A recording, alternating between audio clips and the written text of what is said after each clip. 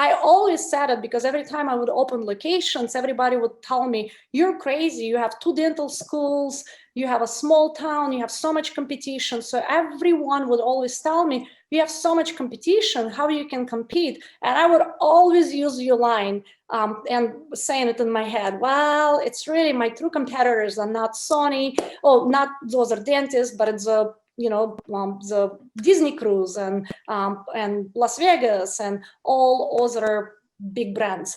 And even so, but what I want to ask you, what would you say? How do we compete with them? Because when I, for example, when I try to propose dentistry, let's say on a social media or via YouTube, if I try to tell how fabulous dentistry is and what kind of benefits we can bring to improve patients' health, we don't get a lot of engagement on a social media. We don't get a lot of, people don't get excited about dentistry as much. So how can we make that message clear and exciting? It's probably tough, but how can we make it more exciting? How can we be more competitive in our message, in our marketing message, so we compete with, Disney Cruise and Mercedes-Benz and Apple phones and all of that? Well, it's a steady process of reminding people of the value that dentistry brings relative to other things that they're spending money on, because that's what they don't do. They think this is a fun way to spend money, to go to Las Vegas, to buy a high definition TV, to get a new car, these are, to get a fancy handbag, or, do whatever they're doing with their money. That's fun stuff. But it doesn't have a long-term value, and humans have trouble thinking long-term, and we have to understand that that's not our nature. And dentistry is a long-term benefit, and that's what you have to remind them. You have to say, dentistry is one of the best investments you can make.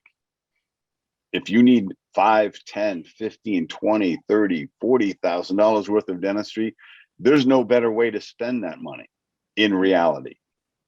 That will affect every meal, every conversation, every kiss for the rest of your life.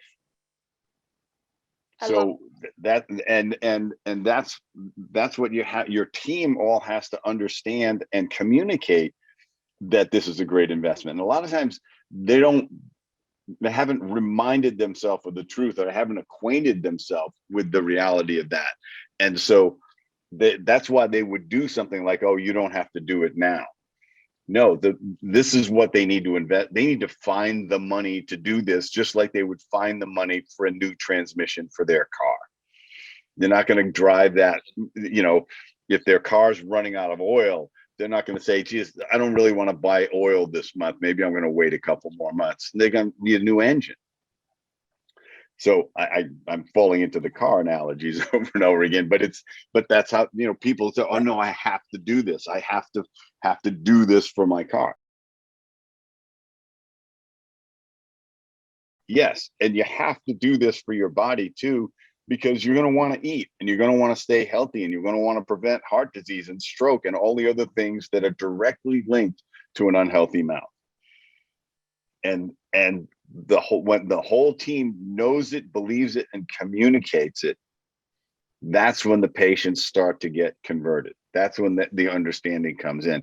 And so it just becomes that type of communication. Just talk specifically about the long-term value, and you understand. It's a lot easier to think about spending money on fun stuff, but not all the stuff you spend money on is fun. That's fabulous. Sometimes it's to live longer and to, because what's really fun? Being healthy at 60, 70, 80 years old, or 50. Yes.